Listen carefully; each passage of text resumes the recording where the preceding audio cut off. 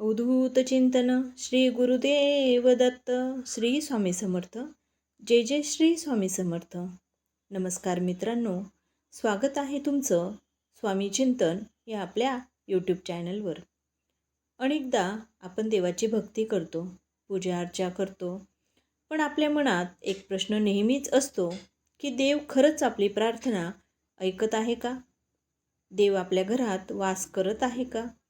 शास्त्रानुसार जेव्हा ईश्वरी शक्ती किंवा स्वतः देव आपल्या घरात वास्तव्यास येतात, तेव्हा ते आपल्याला काही संकेत देतात. ते संकेत खूप खास असतात.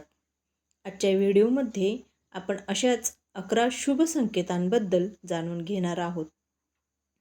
जर तुम्हालाही हे संकेत मिळत असतील तर समजा तुमची प्रगती निश्चित आहे. जर कोणताही संकेत तुम्हाला आत्तापर्यंत मिळत असेल तर कमेंट बॉक्समध्ये याचा उल्लेख जरूर करावा. त्याचसोबत जर तुम्ही स्वामी समर्थ महाराजांना मानत असाल तर श्री स्वामी समर्थ अशी कमेंट नक्की सोडावी. तर पहिला संकेत आहे अचानक सुगंध येणे.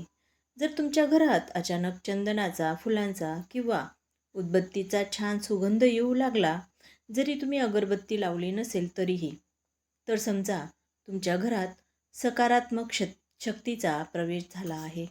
घरातील वाद मिटणे हा दुसरा संकेत आहे. ज्या घरात देव वास्तव्यास असतात तेथे विनाकारण होणारे भांडण तंटे कमी होतात आणि घरातील वातावरणात शांतता जाणवू लागते. तिसरा संकेत आहे तो म्हणजे पूजेच्या वेळी होणारे बदल.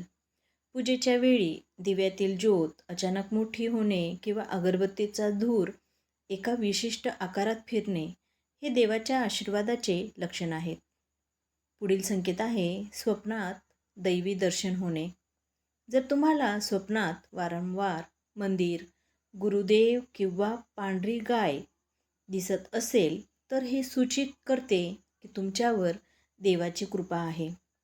पुढील संकेत आहे पक्ष्यांचे किंवा पाहुण्यांचे आगमन होणे.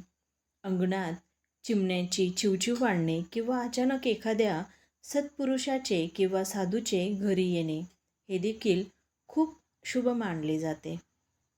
त्यापैकी एक संकेत असाही आहे की तुम्हाला अचानक मनात प्रसन्नता वाटणे. कोणतंही कारण नसताना तुम्हाला आतून खूप आनंदी आणि सुरक्षित वाटत असेल तर समजा देव तुमच्या सोबत आहे. तर मित्रांनो, हे होते काही खास संकेत जे आपल्याला देवाच्या अस्तित्वाची जाणीव करून देतात. तुमच्या आयुष्यात यातला कोणता संकेत तुम्हाला जाणवला आहे का? आम्हाला कमेंटमध्ये नक्की सांगा. जर तुम्हाला हा व्हिडिओ आवडला असेल तर लाईक करा आणि अशाच आध्यात्मिक माहितीसाठी आपल्या चॅनलला, स्वामी चिंतन या चॅनलला सबस्क्राईब करायला विसरू नका. तोपर्यंत श्री स्वामी समर्थ.